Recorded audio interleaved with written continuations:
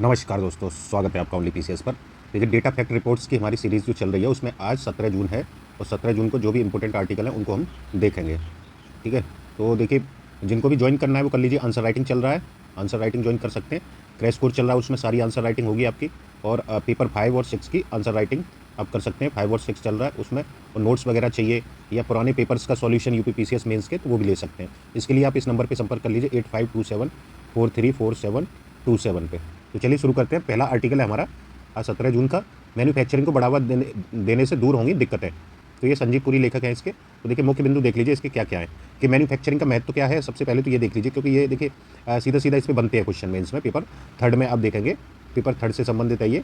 तो पेपर 3 के लिए इंपॉर्टेंट पॉइंट मिलने वाले हैं आपको। क्या महत्व है? तो मैन्युफैक्चरिंग सेक्टर भारतीय अर्थव्यवस्था की रीढ़ है। ये न केवल आर्थिक वृद्धि को बढ़ावा देता है बल्कि रोजगार के नए सृजन भी, नए अवसर भी पैदा करता है। ये मैन्युफैक्चरिंग क्षेत्र में निवेश और विकास से देश की प्रतिस्पर्धात्मकता बढ़ती है और विदेशी मुद्रा अर्जित होती है इससे।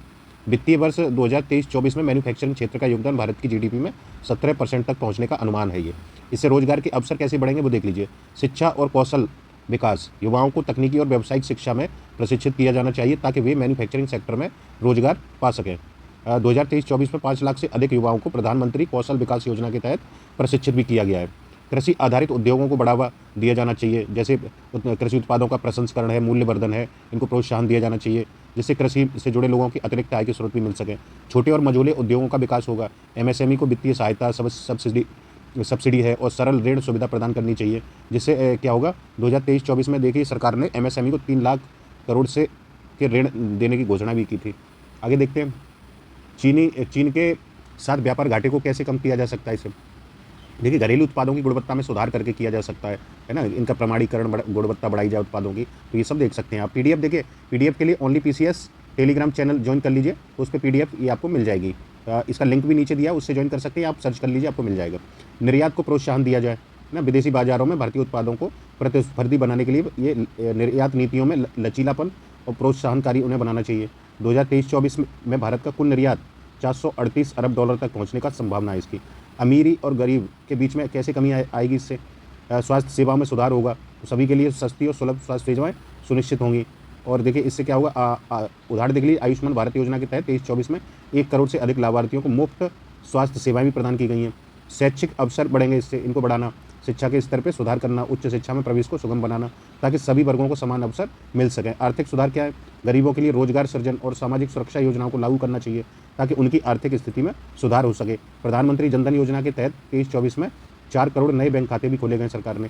कुछ सरकारी प्रयास और देख लीजिए, जैसे मेक इन इंडिया पहल जो है, इसके तहत विदेशी निवेश को आकर्षित करने और मैन्युफैक्चरिंग को बढ़ावा देने के लिए सरकार ने कई नीति के सुधार भी किए हैं इसमें।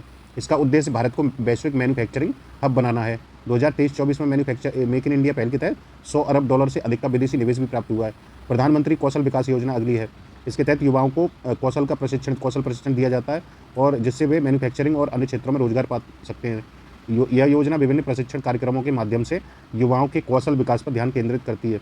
2023-24 में 10 लाख से अधिक युवाओं को प्रशिक्षित भी किया गया है। स्टार्टअप इंडिया पहल, इसके तहत क्या है, नवाचार और उद्यमशीलता को प्रोत्साहन दिया जाता है। स्टार्टअप को वित्तीय सहायता, कर में छूट और अन्य सुविधाएं भी दी जाती हैं। 2023-24 में क्या है, 20,000 से अधिक स्टार्टअप को वित्तीय सहायता भी दी गई है। मुद्रा योजना है, इस योजना के तहत सूक्ष्म और लघु उद्योग, याद रखिए सूक्ष्म है और लघु उद्योग है ना, आपसे ये पीटी में भी पूछ लेता है। वित्तीय सहायता प्रदान की जाती है। मुद्रा योजना के तहत आसान ऋण सुविधाएं उपलब्ध कराई जाती हैं, जिससे छोटे उद्यमी अपने व्यवसाय को स्थापित और विस्तारित कर सकते हैं इससे। 2023-24 में इसके तहत 3 लाख करोड़ से के ऋण भी वितरित किए गए हैं। कुछ अतिरिक्त सुझाव देने हैं तो वो दे दीजिए। जैसे जैसे इसमें देखेंगे आप, तकनीकी नवाचार और अनुसंधान। मैन्युफैक्चरिंग सेक्टर को तकनीकी नवाचार अनुसंधान के माध्यम से वैश्विक स्तर पर प्रतिस्पर्धी बनाना चाहिए। इसके लिए अनुसंधान और विकास में निवेश को बढ़ाना चाहिए ताकि नई तकनीकों का विकास हो सके।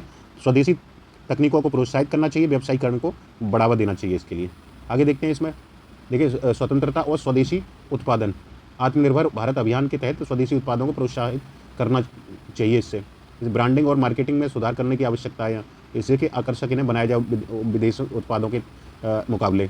घरेलू उद्योगों को सरकारी खरीद में प्राथमिकता देनी चाहिए।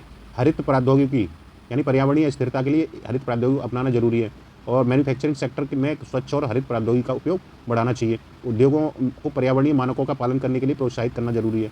वैश्विक साझेदारी, अंतर्राष्ट्रीय बाजारों में प्रवेश के लिए ये वैश्विक साझेदारी समझौते को प्रोत्साहन देना चाहिए।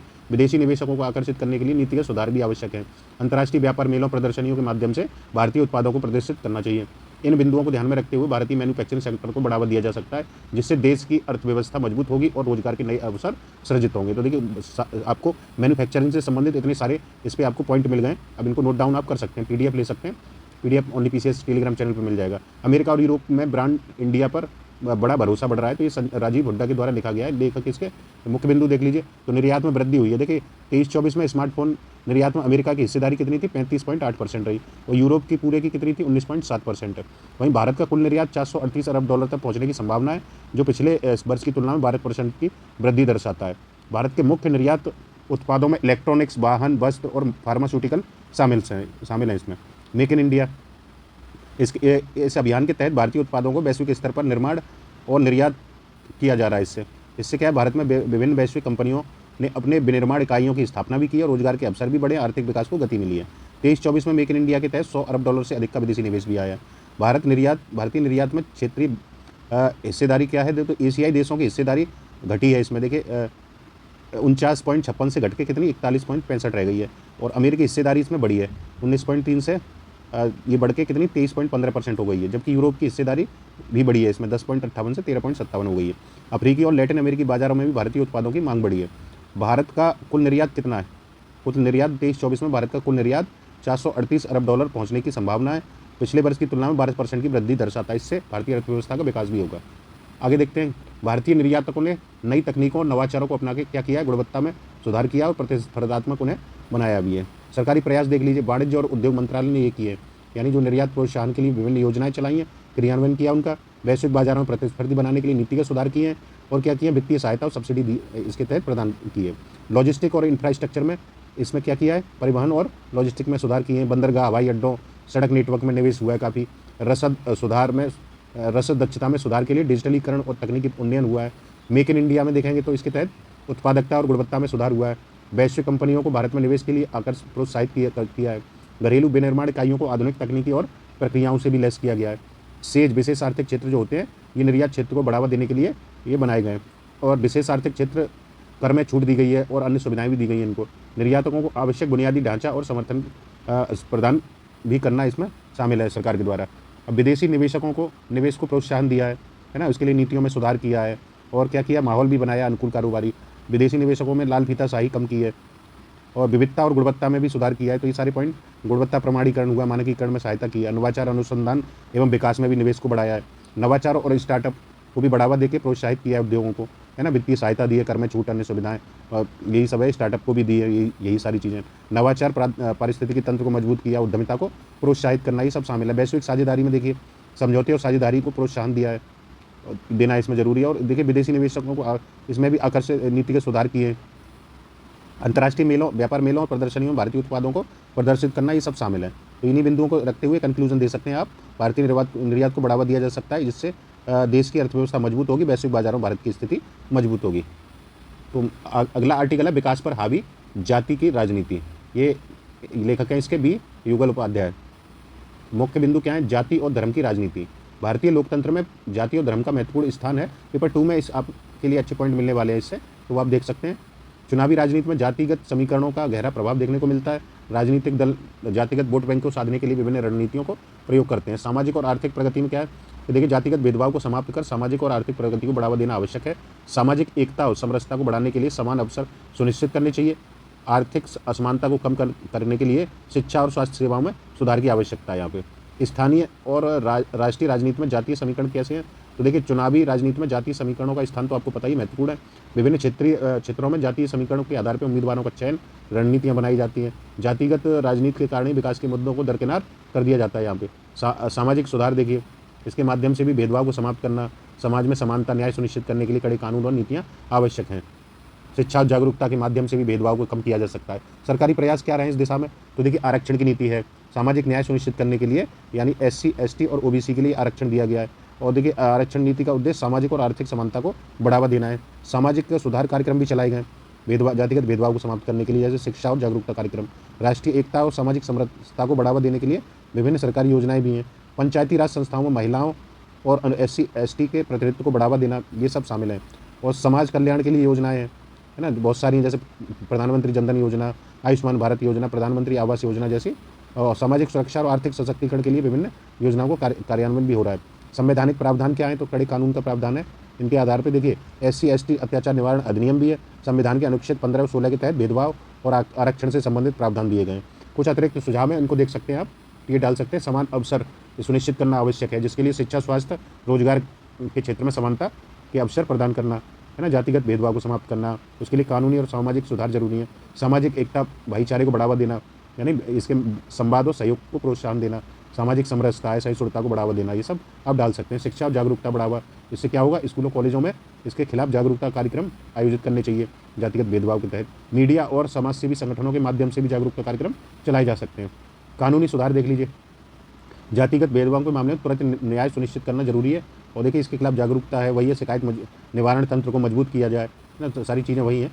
अब देख लीजिए ये कुछ वो हैं वर्तमान आंकड़े हैं कुछ, तो वो आप देख सकते हैं, है ना। इस पर 10 लाख से अधिक छात्रों को उच्च शिक्षा प्रवेश मिला है, 5 लाख से अधिक उम्मीदवारों को रोजगार भी मिला है।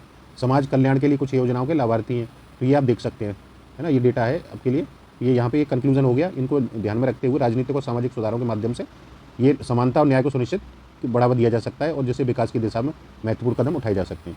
एक आवश्यक राजनीतिक सुधार, ये लेखक है हृदय नारायण दीक्षित, ठीक है। मुख्य बिंदु देख लीजिए, सभी संवैधानिक प्रतिनिधि संस्थाओं के एक साथ चुनाव का विचार है। ये देखिए प्रस्ताव प्रस्तुत किया गया था इसके लिए, तो इसमें विचार जो है ये विभिन्न समस्याओं के समाधान में सहायक हो सकता है। और इस प्रक्रिया से क्या होगा कि जो व्यय है उसमें कमी आएगी और प्रशासनिक बोझ भी कम होगा। चुनावों के बार बार होने से नुकसान क्या है, तो लगातार चुनावी चक्र से सरकार और प्रशासनिक तंत्र की कार्य क्षमता प्रभावित होती है इससे। और क्या है आगे, तो देखिए अब ये चीज़ें जानते होंगे, भारी व्यय विकास कार्यों में रुकावट आती है। और ये सब चुनावी आचार संहिता लागू होने से विकास परियोजनाओं में विलंब हो जाता है। एक साथ चुनाव कराने के लाभ क्या क्या हैं, ये आपको पता ही होगा ज़्यादातर। चुनावी व्यय में कमी आएगी, इससे प्रशासनिक और चुनावी खर्चों में कमी आएगी, प्रशासनिक स्थिरता आएगी। बार बार जो होता है चुनावी चक्र से प्रशासनिक स्थिरता में कमी आ जाती है। इससे क्या होगा, ये प्रशासनिक स्थिरता सुनिश्चित होगी, विकास कार्यों में तेजी आएगी, है ना। तो ये सारे पॉइंट हैं। चुनावी सुधार के लिए देखिए क्या क्या हुआ है। चुनाव आयोग ने 2018 में ये बोला था, एक साथ चुनाव कराने का सुझाव दिया था। 255वीं रिपोर्ट है विधि आयोग की, यहाँ भी इसने प्रस्ताव का समर्थन किया है। और देखिए विभिन्न समितियों और आयोगों के माध्यम से भी बोला गया है, तो ये पहले हम लोग देख चुके हैं, है ना। तो कुछ चीज़ें आप साथ में खोज के लिख सकते हैं, जैसे हालांकि सरकारी प्रयासों में डालने की कोशिश की है। विधि आयोग की रिपोर्ट है 2018 में, बताई दिया आपको, है ना। इसने बोला है चुनाव आयोग ने भी सिफारिशें की हैं एक साथ चुनाव कराने के लिए।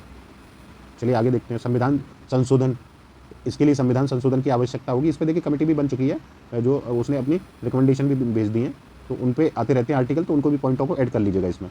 वित्तीय प्रबंधन होगा इससे, चुनावी खर्चों को कम करने और वित्तीय प्रबंधन में सुधार के लिए ये सिफारिशें की हैं इन सब ने। तो इन सब के अतिरिक्त अब क्या है कि ज़्यादातर देखिए ये चीज़ें अतिरिक्त सुझाव में डाल सकते हैं। राजनीतिक सहमति आवश्यक है, ये सब सारी चीज़ें मैक्सिमम ये रिपीट होता रहता है आर्टिकल।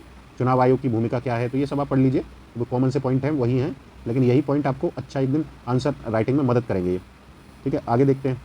तो ये इतने पॉइंट थे आज के में, तो आज ये फिनिश हो जाता है आर्टिकल आज के लिए। इसलिए PDF चाहिए तो PDF के लिए आप टेलीग्राम ज्वाइन कर लीजिए। टेलीग्राम चैनल है ओनली PCS के नाम से ही है, तो ये आप ज्वाइन कर सकते हैं, वर्ड PDF आपको मिल जाएगी।